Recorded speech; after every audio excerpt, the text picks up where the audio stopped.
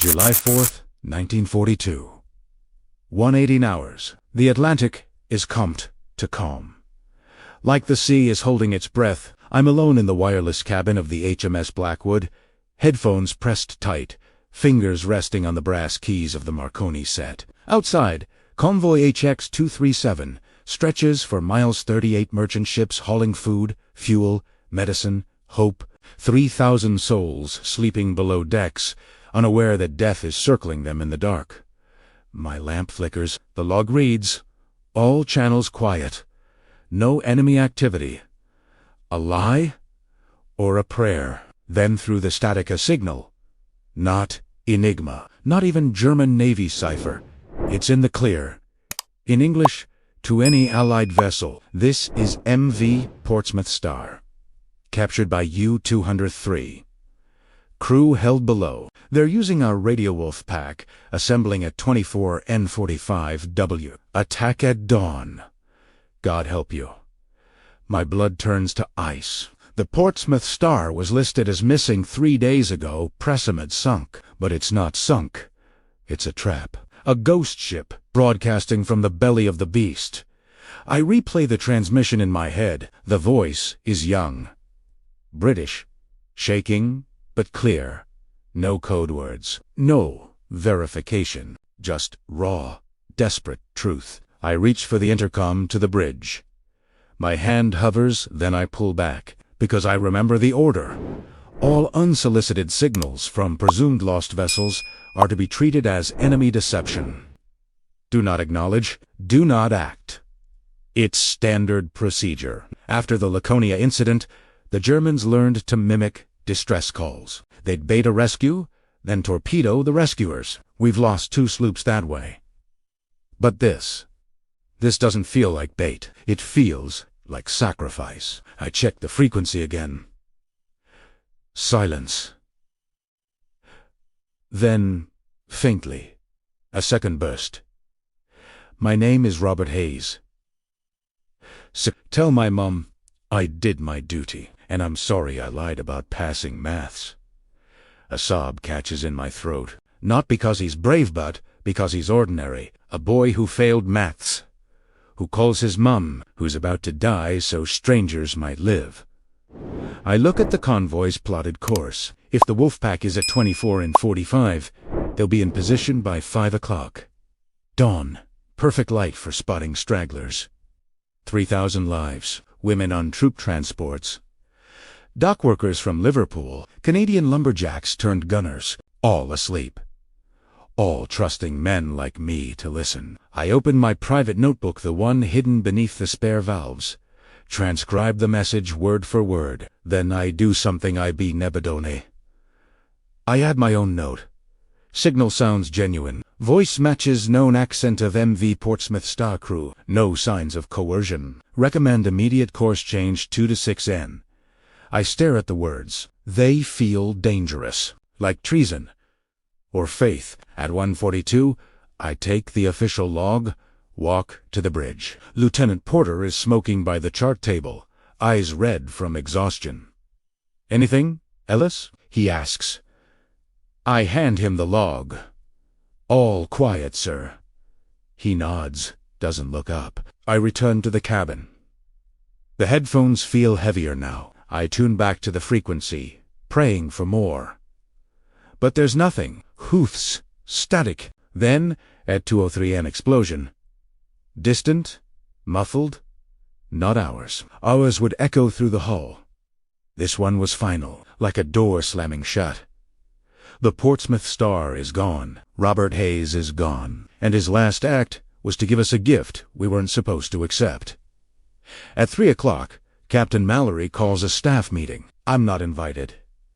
But I hear the argument through the vent. Could be a trick, says the navigator.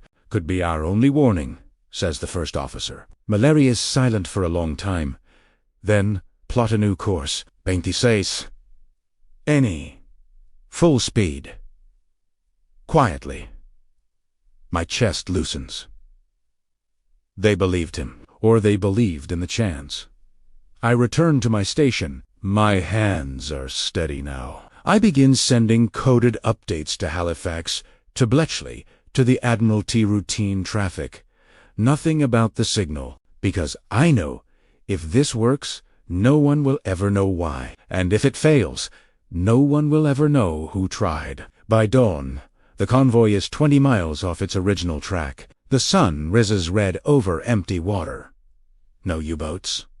No torpedoes. Just the creak of hulls and the sound of breakfast being served below. No one celebrates. No one even mentions it. But I sit in the wireless cabin, staring at Robert Hayes' final words in my notebook, and I understand something terrible and beautiful. The war isn't won by heroes on podiums. It's won by boys in the dark who choose to speak, even when no one's supposed to listen. And sometimes, the greatest act of courage isn't fighting. It's telling the truth and vanishing so others can live. We reached Liverpool on July 12th. Rain fell in sheets as the convoy docked ships intact. Cargo dry. Crews weary but alive. Cheers went up on the quay. Wives hugged husbands. Children waved at fathers they hadn't seen in months. No one knew why we'd arrived unscathed. Not the dock workers, not the Admiralty clerks, not even most of the officers on the Blackwood. Only Porter gave me a look, one long, quiet glances. I handed him the final log. He didn't say thank you. He didn't need to. He knew. But I carried Robert Hayes with me. 4 weeks. I tried to find out what happened to him. I wrote discreet letters to the Ministry of Shipping. I scoured casualty lists. I even contacted the Portsmouth Star's owners. The reply was brief. All hands presumed lost at sea. June 30th, 1942.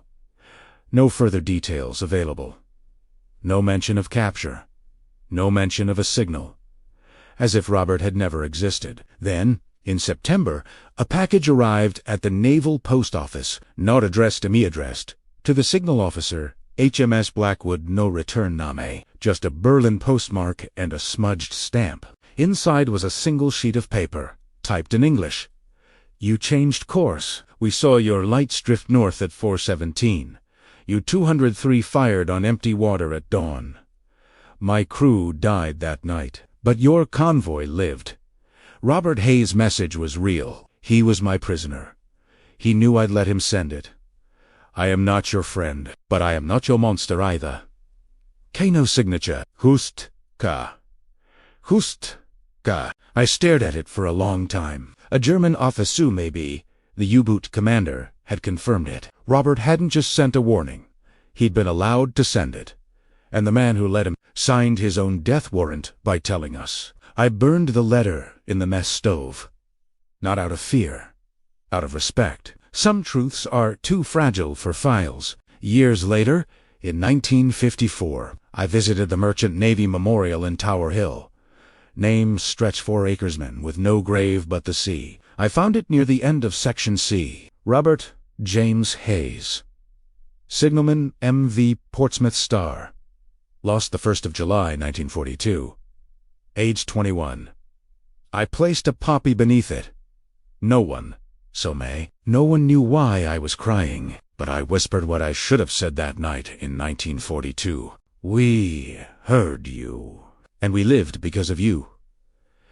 Back home, my daughter asked why I kept a faded notebook locked in my desk. I didn't tell her about Robert, not then. I just said, it's where I keep the names of people who saved us, and asked for nothing in return.